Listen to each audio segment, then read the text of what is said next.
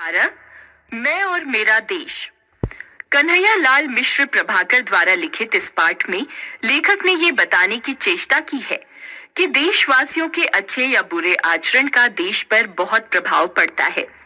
जिस प्रकार देशवासियों के अच्छे आचरण से देश का गौरव बढ़ता है, वहीं दूसरी ओर बुरे कार्य तथा बुरे आचरण से देश की गरिमा को ठेस लगती है। हमारे देश के महान संत स्वामी रामतीर्थ एक बार जापान गए। वे रेलगाड़ी में यात्रा कर रहे थे। एक दिन ऐसा हुआ कि उन्हें खाने को फल न मिले। उन दिनों फल ही उनका भोजन था। गाड़ी एक स्टेशन पर ठहरी। वहां भी उन्होंने फलों की खोज की, किंतु पा न सके। उनके मुंह से निकला, जापान में शायद अच्छे फल नहीं मिलते। एक जापानी युवक प्लेटफॉर्म पर खड़ा था। उसने ये शब्द सुन लिए। सुनते ही वह भागा और कहीं दूर से एक टोकरी ताजे फल ले आया। उसने वे फल स्वामी रामतीर्थ को भेंट किए और कहा, लीजिए, आपको फलों की जरूरत थी। स्वामी जी ने समझा कि ये कोई फल बेचने वाला है। उन्होंने उससे फलों के दाम पूछे, पर उसने दाम लेने से इनकार कर दिया। बहुत आग्रह करने पर उसने कहा कि आप इनका मूल्य देना चाहते हैं तो अपने देश में जाकर किसी से ये ना कहिएगा कि जापान में अच्छे फल नहीं मिलते। स्वामी जी युवक का ये उत्तर सुनकर मुग्ध हो गए। उस युवक ने अपने इस कार्य से अपने देश का गौरव न जाने कितना बढ़ा दिया। इस गौरव की ऊंचाई का अनुमान दूसरी घटना सुनकर ही पूरी तरह लगाया जा सकता है। किसी देश का युवक जापान में शिक्षा लेने आया। एक दिन वह सरकारी पुस्तकालय से कोई पुस्तक पढ़ने के लिए लाया। उस पुस्तक में कुछ दुर्लभ चित्र थे। उन चित्रों को उस युवक ने पुस्तक में से निकाल लिया और पुस्तक वापस कर दी। किसी जापानी विद्यार्थी ने उसे देख लिया और पुस्तकालय को इसकी सूचना दे दी। पुलिस ने तलाशी लेकर वे चित्र उस विद्यार्थी के कमरे से बरामद किए और उस विद्यार्थी को जापान से निकाल दिया गया। अपराधी को दंड मिलना ही चाहिए, पर मामला यहीं तक नहीं रुका और पुस्तकालय के बाहर बोर्ड पर लिख दिया गया कि पुस्तकालय में इस विद्यार्थी का प्रवेश तो वर्जित है ही, उसके देश के निवासियों का भी प्रवेश वर्जित है।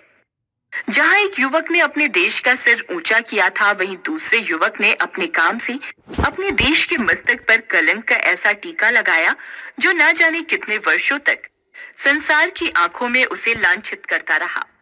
हम यह समझ लें कि हमारी हीनता और श्रेष्ठता का संबंध देश की हीनता और श्रेष्ठता से जुड़ा हुआ है। जब हम कोई हीन या बुरा काम करते हैं तो हमारे माथे पर ही कलंक का टीका नहीं लगता, बल्कि हमारे देश का सिर भी नीचा होता है और उसकी प्रतिष्ठा गिरती है। जब हम कोई श्रेष्ठ कार्य करते हैं तो उससे हमारा ही सिर ऊंचा नहीं होता, बल्कि देश का भी सिर ऊंचा होता है और उसका गौरव बढ़ता है। इसलिए हमें कोई ऐसा कार्य नहीं करना चाहिए जिससे हमारे देश की प्रतिष्ठा पर आंच आए।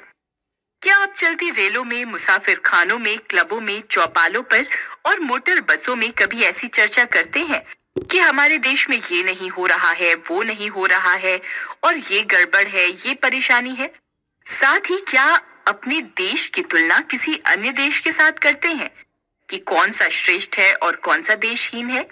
यदि हाँ, तब आपको चिंता होगी कि देश की प्रतिष्ठा को बनाए रखने के लिए हमें क्या करना चाहिए। क्या आप कभी केला खाकर छिलका रास्ते में फेंकते हैं? अपने घर का कूड़ा बाहर फेंकते हैं? अपशब्दों का प्रयोग करते हैं? इधर की उधर, उधर की इधर लगाते हैं? अपने घर, दफ्तर, गली को गंदा रखते हैं? होटलों, धर्मशालाओं में या दूसरे स्थानों में जीनों के कोनों में थूकते हैं? उत्सवों, मेलों, रेलों और खेलों में ठेलम ठेल करते हैं? निमंत्रित होने पर विलंब से पहुंचते हैं? वचन देकर भी घर आने वालों से समय पर नहीं मिलते और इसी तरह शिष्ट व्यवहार के विरुद्ध आचरण करते हैं? यदि आपका उत्तर हाँ है तो आपके द्वारा देश के सम्मान को भयंकर आघात लग रहा है और राष्ट्रीय संस्कृति को गहरी चोट पहुंच रही है। यदि आपका उत्तर नहीं है तो आपके द्वारा देश का सम्मान बढ़ेगा और संस्कृति भी सुरक्षित रहेगी। कन्हैया लाल मिश्र प्रभाकर।